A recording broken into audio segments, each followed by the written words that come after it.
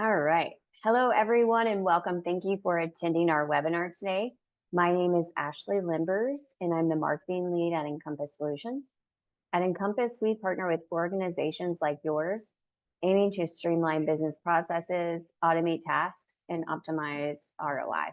Our solutions integrate operations, minimizing tedious tasks and inefficiencies across all facets of your business.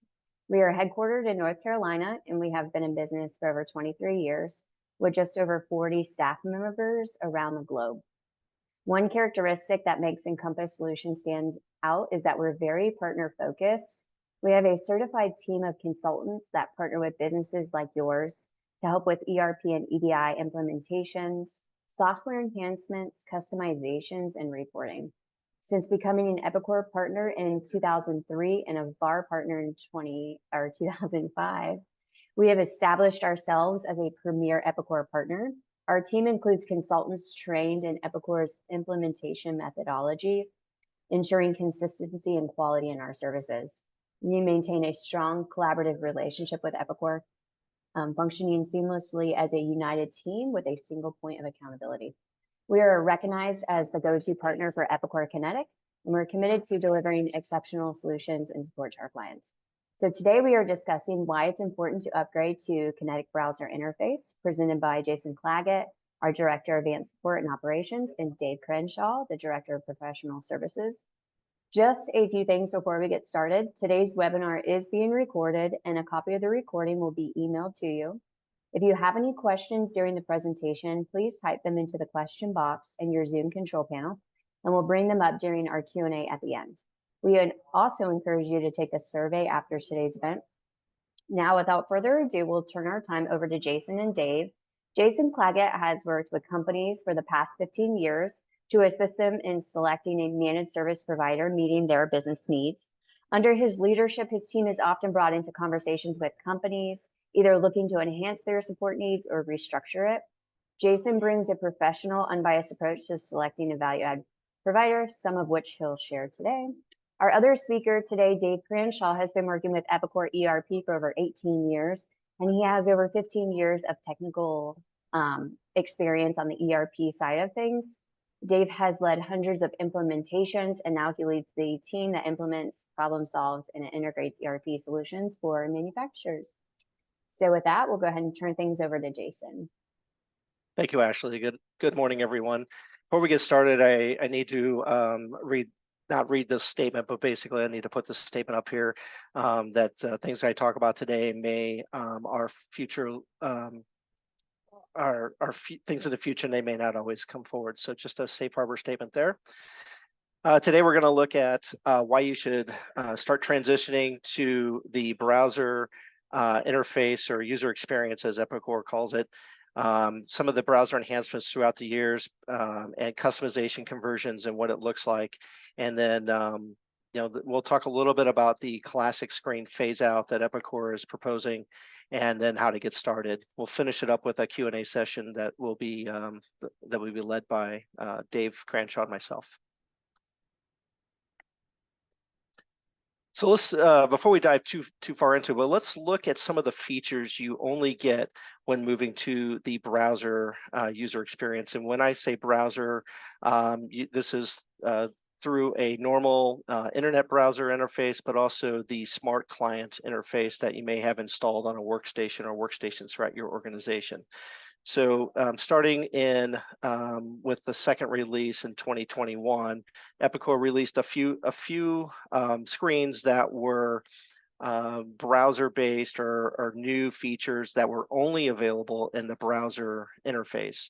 And then with as they progressed through the years, you can see through the versions updates that they became more and more out there. So you have a few of them that were introduced in 2022, and then a whole slew of them that were introduced in 2023.1 and .2, and there were a few more. That list continues to grow in the new version that's due to be released here in a couple of weeks. So, and we'll talk about that later on in the slide presentation. So let's talk a little bit about the enhancements. Epicor has continued to deliver enhancements and tools to make it easier to transition to the browser UX from the classic screens.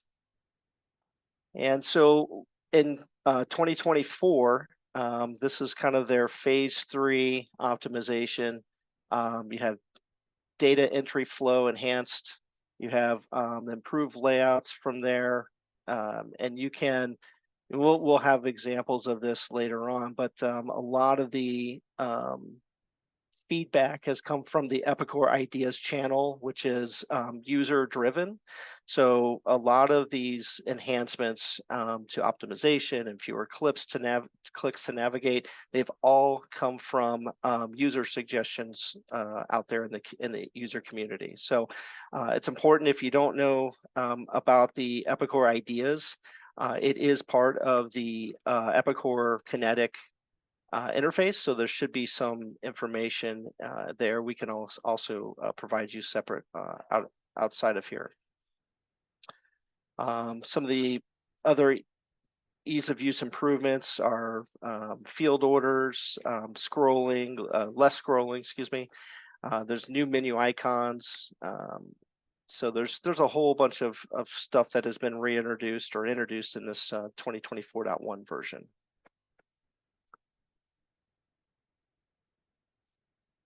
So the browser first mode was introduced in 2023.2. Customers would not experience the best speed and features if they were still using the smart clients or the classic Kinetic screens. The browser first mode provides the best faceted experience and running the new screens.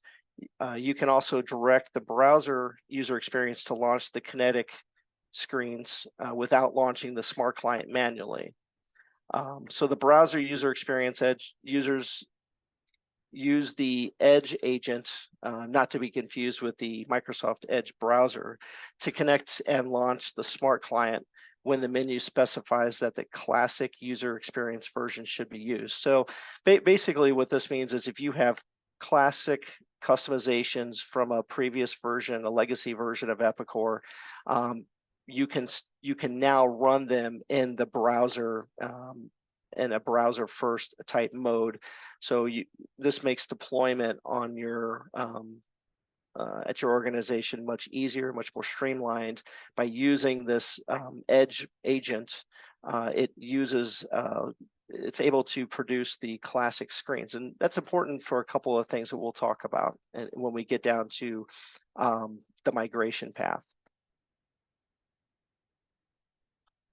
So let's take a look at examples of what the classic screens for Epicor look like. And this is just one example, but if you're familiar with the classic view or the legacy versions of Epicor ERP, this should look somewhat familiar to you. This is the order entry screen. And you can see it's pretty fixed. There's really no easy way to move things around. And there's no easy way to see associated activity. So next we're going to look at an example of the Kinetic user interface order entry screen and header screen. So you can see on this example here, there's commonly key fields that are grouped together at the top of the screen over here. So they've done a nice job of listening to user feedback, and they put these they group key fields together, so you have less clicking, you have less scrolling, and all of the information you need is right there at the top of the screen. So we'll dive a little deeper into the order detail line screen, and you can see that again, the commonly key fields are grouped at the top of the screen.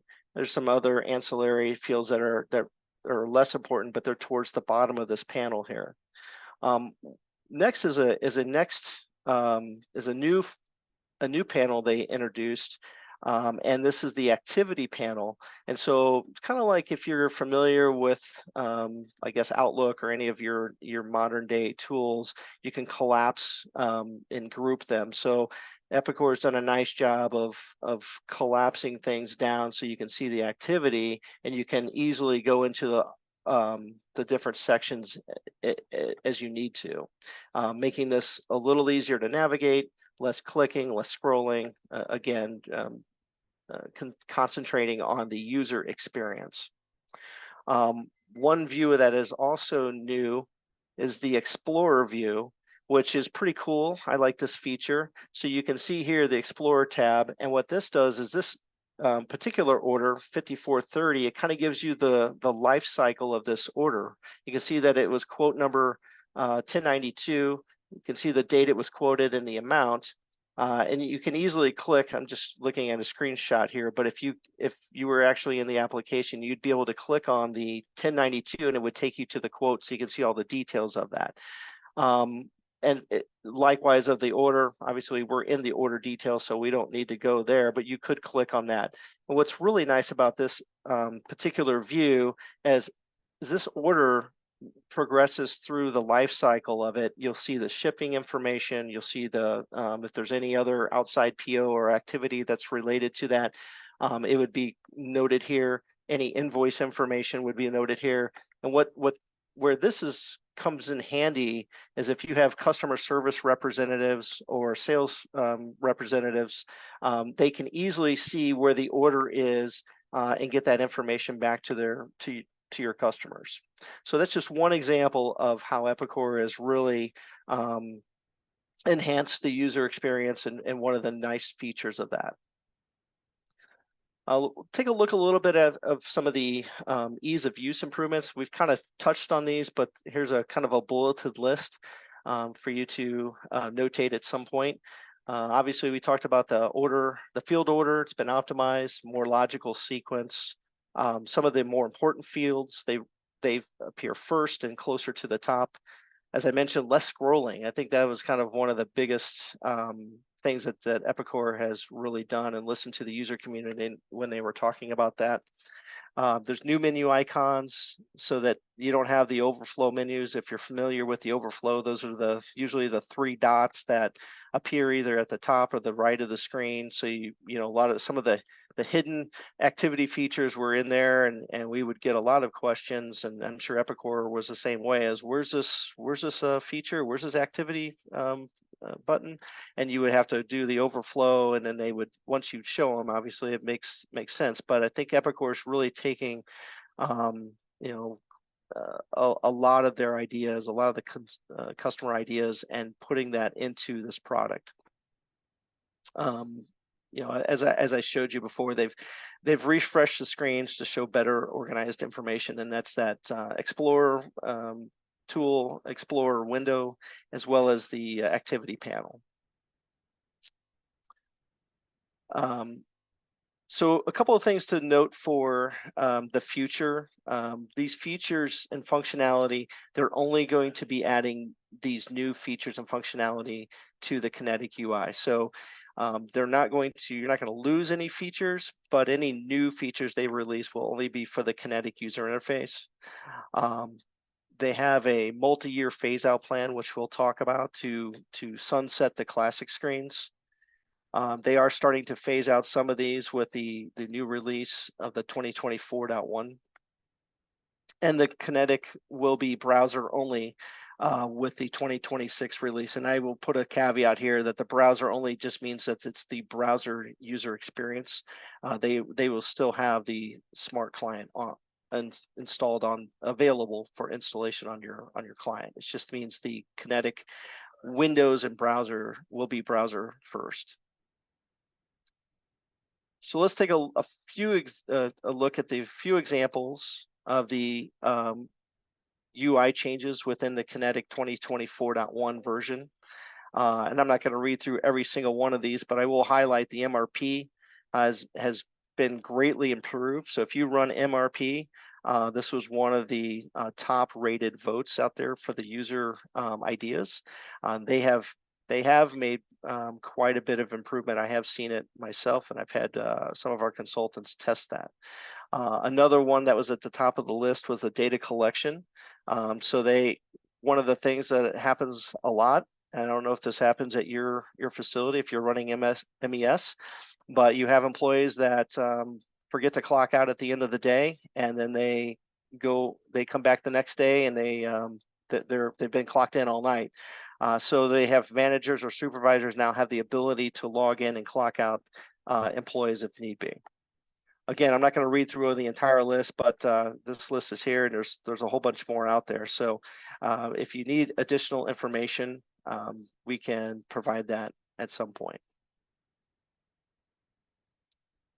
So let's talk a little bit about the phase out, and then we'll finish it off with the with how you start that process.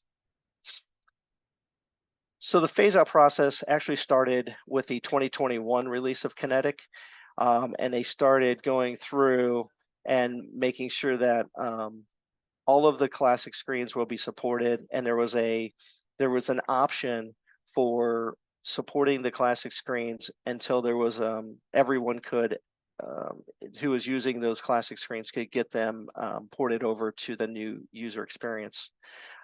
So they've actually announced this, and they've started to make this kind of out there in the publicly forums and public forums and publicly knowledge. But they are going to be doing that by probably 2026, and I think there's a more detailed slide next. And so this does not impact the Epicor Commerce Configurator. The web configurator, the Epicor web configurator, although it has low adoption, it is used to convert product configurations into a web compatible version. So that is something that is in the works as well. So here's a little more detail slide. You can see kind of their three-year approach or two-year approach.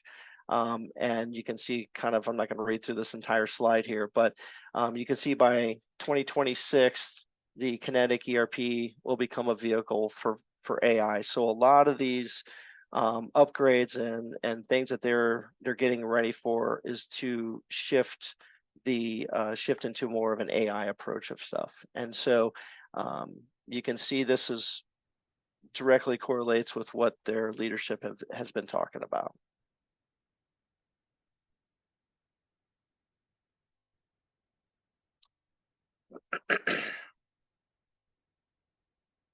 So here's an example of Epicor. They have the kind of the classic shell, if you will, and this might be something that you use, and maybe you've seen this before, but this is still currently available.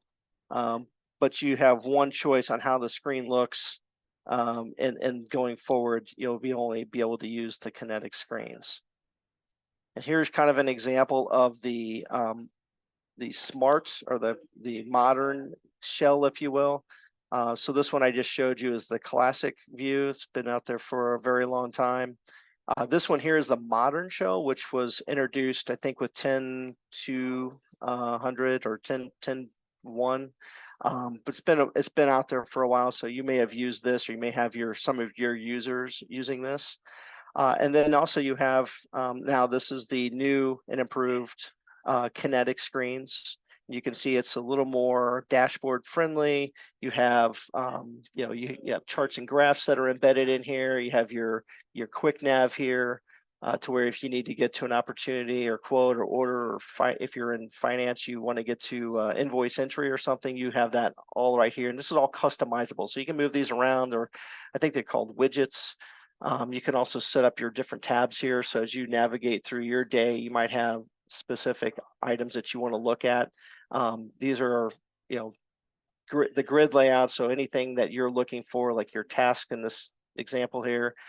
So you have this kind of nice dashboard approach now that Epicor has really kind of embraced that modern look and feel that that a lot of companies have moved to.